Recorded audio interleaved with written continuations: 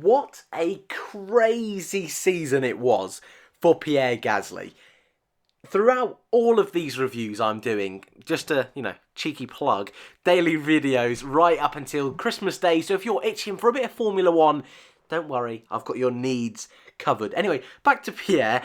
I've really looked forward to doing this one because what a topsy-turvy season this man has had, but almost for all the wrong reasons. Half of the season at Red Bull, half of the season at Toro Rosso, that incredible first podium, and yet it was for the Italian team, not the British-Austrian team, which is very, very strange. And I think that's a good way of summing up Pierre's entire season. Don't forget, this is only his second full season in Formula One, which I think a lot of people kind of gloss over when talking about this man. But let's just cast our minds back to that first half of the season, to that disappointing time at Red Bull. I think it's a strong way of wording it, but I think it's the right way of doing it. Looking at that very first weekend of the season, qualified, didn't even get through to Q2, qualified P17 on the grid, and that was with the likes of Carlos Sainz having issues, and if I remember rightly, Gasly didn't have many issues. It was just those quick times at the end caught him out. And in the Grand Prix, yes, it's a notorious track to overtake is Melbourne, but only P11. It wasn't actually until China, didn't even get through to Q3 in Bahrain. It was China where he finally seemed to get that car a little bit to grips in qualifying. But as we all know, at the halfway point of the season, hadn't done enough, hadn't done brilliant in qualifying over his first 11 races at Red Bull. And in the race, more often than not, wasn't finishing 6th, which is almost the bare minimum Red Bull would be expecting. Pierre was more in that midfield battle than in any kind of battle with those top drivers.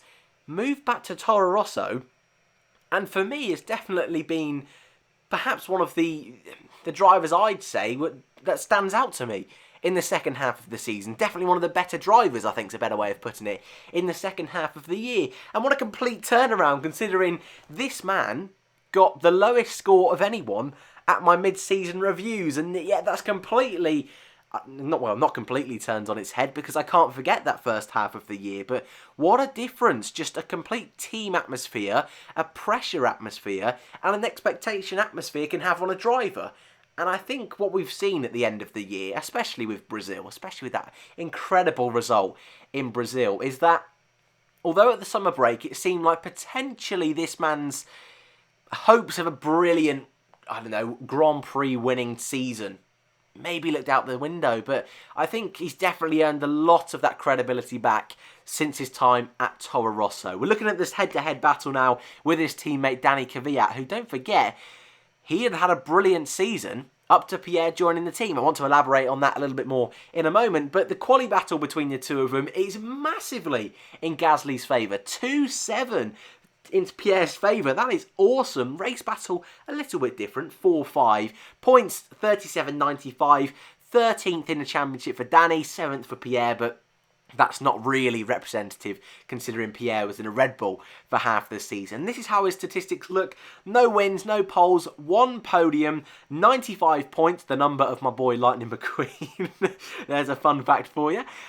Championship position 7th overall, couldn't quite beat Sainz at the end of the season. Qualifying best was P4 in Germany, where the 2 Ferraris didn't make it through to the very end.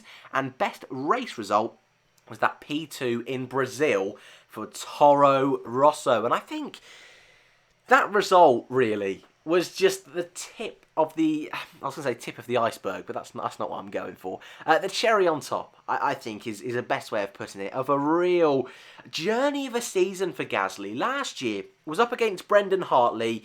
I think a lot of people knew he was coming in with a bit of pedigree from GP2, and people wanted him to do well and expected him to do well.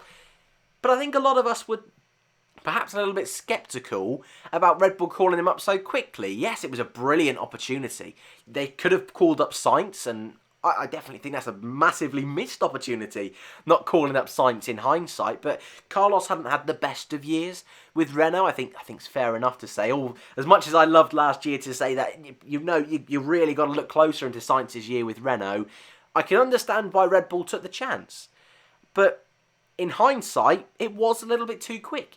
Pierre didn't seem to even in winter testing, didn't have a full grip on the car, was a little bit tentative, I think's fair enough to say, through the corners, crashed in winter practice a couple of times, which already was alarm bells a little bit. But even when he was in that Red Bull, overtaking didn't seem to come as naturally as it did at his time at Toro Rosso during 2018, and of what we've seen at the end of the year in 2019. So there's something about that Toro Rosso car that he just seems to enjoy a little bit more. And again, very easily, that could just be the pressure situation. It could just be that that car was down to Max Verstappen's driving style and it just really didn't suit Pierre Gasly's. The truth is, we'll never know. But the real truth is this second half of the year, very, very easily, a little bit, without throwing him under the bus too much, a little bit like Danny Kvyat did. Very easy to be moved back, demoted, if you will, to Toro Rosso, because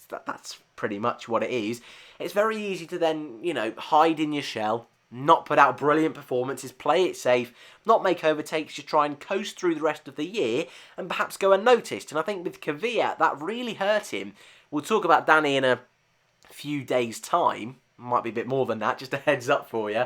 But it's very easy to do that. Kvyat's had a brilliant comeback, but what I love from Pierre is straight away at Spa, that awful weekend that we all had to go through. But for Pierre, who his best friend was lost that weekend, and the bounce back he had, considering the awful summer he'd had in that horrendous Belgian Grand Prix, to put in a performance like he did was a true testament to his character. And the performances he's continued to do in the second half of the year, super, super impressive. And it makes you think, yeah, you can see why Red Bull took a chance. It was in that summer break that we were all saying that, oh my God, Kvyat should have the chance. Kvyat's been so good, and yet, where's he been in the second half of the year? Well, you would say nowhere. But is that down to the performances of Pierre Gasly? I would say so. I think Gasly is definitely been a step above Kvyat in this second half of the year, which I think a lot of us have to hold our hands up and say, you know what, we probably weren't expecting that, which is brilliant for Pierre. And I think Danny as well, his performances in the second half of the year still warrant a fact that he probably deserves a drive elsewhere than a junior team. But we're not talking about him today too much. But that drive in Brazil, that insane drive, one of the drives of the season, and I know it was helped out by the Ferraris hitting into each other. I know it was helped out by Alex and Hamilton having a bit of contact near the end of the race. But in that race, Pierre was comfortably best of the rest. He was, there was almost the top six, then a gap, Gasly, a gap, everyone else. And that's something we didn't see at Red Bull. Don't forget, this is a man who got fourth in a Toro Rosso in Bahrain last year. So it's something about that team, something about that car he seems to really like. And if he can eventually, if he ever does get the call up to Red Bull again, unlock that potential, I really do think he's got a very healthy future. And my rating for the year, I'm going to give him a 7. I would love to give him more, and I definitely think his second half of the season performances warrant more, but I cannot forget that first half of the year, which wasn't good. There was room to improve, but he bounced back so strong. I really want to give him a 7. I really want to give him a bit more, but shouldn't forget that first half of the year. That's my piece. I've said it. Hopefully you agree. I'd love to know your thoughts in the comments below. Gasly's one, which is definitely on the more controversial side on what you feel about his season. So yes, I'd love to know your thoughts in the comments below. I am not here at the moment, I am away, so sorry if I'm a little bit slower at responding to you, but I will try my very best. Daily videos here on the channel in the build up to Christmas. I hope you enjoyed, subscribe if you're new, and I hope to see you in the next one.